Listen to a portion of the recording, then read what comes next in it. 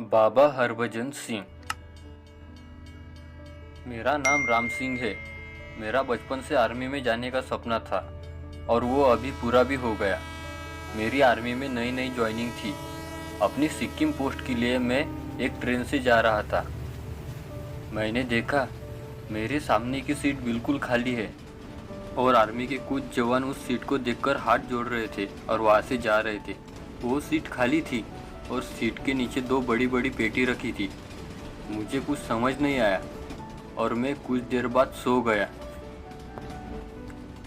आधी रात होने के बाद मेरी आंखें खुली और मैंने देखा जो सीट खाली थी वहाँ पर तो कोई अब नौजवान बैठा है और वो नौजवान मेरे तरफ मुस्कुराकर देख रहा था। उसे देखकर मैं थोड़ा घबरा गया और मैं अपनी जगह पर बैठ गया। मैंने उस नौजवान से पूछा, क्या ये सीट आपकी है? उस नौजवान ने अपने आंखों से इशारे करते हुए हाँ बोला। मैंने उसे फिर से पूछा कि भाई, वो आर्मी ऑफिसर इस खाली सीट को देखकर हाथ क्यों जोड़ रहे थे? इस बात पर उसका कोई जवाब नहीं आया। मैंने फिर पूछा, लेकिन वो नौजवान मेरे तरफ मुस्कुराकर देख रहा था। मैं उसे देखता रहा और कुछ देर बाद सो गया। और कुछ समय बाद मैंने फिर उस सीट की तरफ देखा। वहाँ पर मुझे कोई नज़र नहीं आया। मैं घबरा गया। मुझे कुछ समझ नहीं आ रहा था। सारी रात मैं उसके बारे में सोचता रहा। मुझे नींद नहीं आई। मैं उस नौजवान की आने की राह देख रहा था। और कुछ समय बाद सुबह हुई और कुछ आर्मी ऑफिसर उस सीट के नीचे रखे हुए बक्से को लेने आए। मैं घबरा हुआ था। मुझे कुछ समझ नहीं आ रहा था। तब मैंने उनसे पूछा, क्या आप बता सकते हैं ये सीट किसकी है और सब जवान यहाँ पर हाथ जोड़कर क्यों जा रहे हैं? तब उन्होंने बोला, आपकी नई ज्वाइनिंग है क्या? जी हाँ। और उन्होंने बताया ये सीट बाबा हरभजन सिंह की है और उनकी मौत 1968 में हो चुकी है।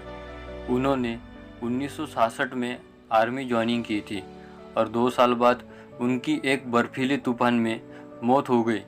3 दिन तक उनका कोई पता नहीं चला और कुछ आर्मी ऑफिसरों ने उन्हें भगोड़ा घोषित कर दिया था। लेकिन एक रात वो अपने दोस्त के सपने में आए और उनके शव के बारे में उनको बताने लगे।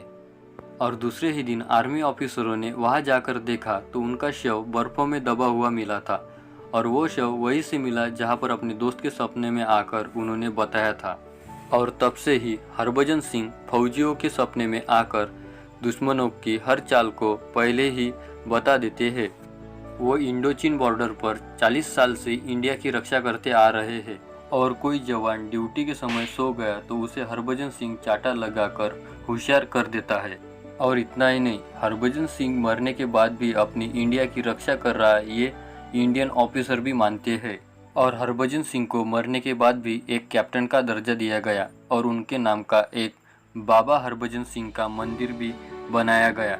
वहाँ उनको सोने के लिए रोज रात बिस्तर सजाया जाता है और साथ ही उनका यूनिफॉर्म और शूज वहाँ पर रखे जाते हैं। जब उनके रूम की सफाई होती है तो उनके बिस्तर पर कलवटे और उनके शूज पर मिट्टी पाई जाती है और उन्हें हर साल घर जाने के लिए 2 महीने की छुट्टी दी जाती है और उनका सारा सामान उनके गांव भेजा जाता है।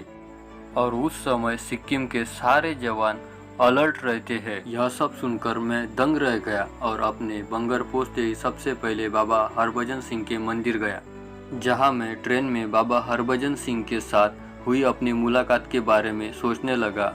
और सोचते सोचते मुझे गर्व महसूस हुआ कि मैंने उनकी छवि देखी। अगर ये वीडियो आपको अच्छा लगे तो विदर्भाचा कार्टून इस चैनल को सब्सक्राइब करना ना भूलें।